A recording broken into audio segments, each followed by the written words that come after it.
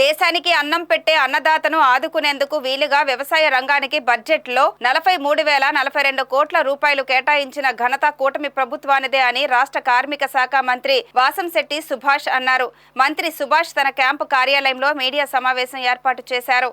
ఈ సందర్భంగా మంత్రి సుభాష్ మాట్లాడుతూ రామచంద్రపురం నియోజకవర్గ పరిధిలో ఉన్న 18 నీటి సంఘాలు 4 డిస్ట్రిబ్యూటరీ అధ్యక్ష ఉపాధ్యక్ష ఎన్నికల్లో ఉమ్మడి కూటమి రైతులు ఏకగ్రీవం కావడం శుభ పరిణామమని పేర్కొన్నారు.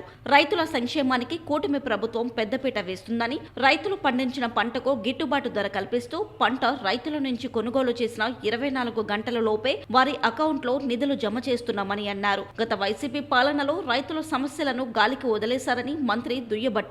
రైతాంగానికి మేలు చేసే నీటి సంఘాల ఎన్నికలు ఏకాగ్రీవంగా ప్రశాంత వాతావరణంలో జరిగేందుకు కృషి చేసిన రైతాంగానికి, కూటమి నాయకులకు, ఎన్నికైన అధ్యక్షులు, ఉపాధ్యక్షులకు మంత్రి సుభాష్ ధన్యవాదాలు, అభినందనలు తెలిపారు.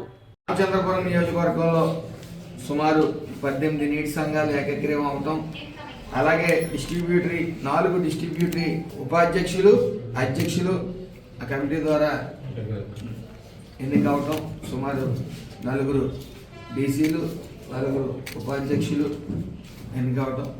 మరి దీనికి సహకరించిన రామచంద్రపురం నియోజకవర్గ ప్రజలందరికీ కూడా నా హృదయపూర్వక నమస్కారాలు, ధన్యవాదాలు. అలాగే రామచంద్రపురం నియోజకవర్గంలో విఎస్ఎం కాలేజీ వద్ద ఆదివారం అంటే ఈ నెల 22వ తారీఖున ఈ యొక్క చిన్న మధ్య సూక్ష్మ పరిశ్రమలు ఎవరికి వాళ్ళు పెట్టుకోవడం కోసం ఏదైతే నారా చంద్రబాబు నాయుడు గారు ప్రతి ఇంట్లో ఒక పారిశ్రామికవేత్తని మనం చూడాలి అనే తపనని మరి మా వంతు కృషిగా ఇది ఈ నెల 22వ తారీఖున ఈ ఎంఎస్ఎంఈ ద్వారా ఈ చిన్న మధ్య సూక్ష్మ పరిశ్రమలు పెట్టించడానికి మా వంతు కృషిగా మేము సుమారు 10 టీములను రెడీ చేయడం జరిగింది.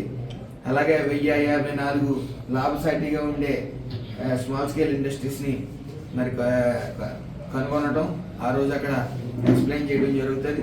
ముఖ్యంగా ఎవరైతే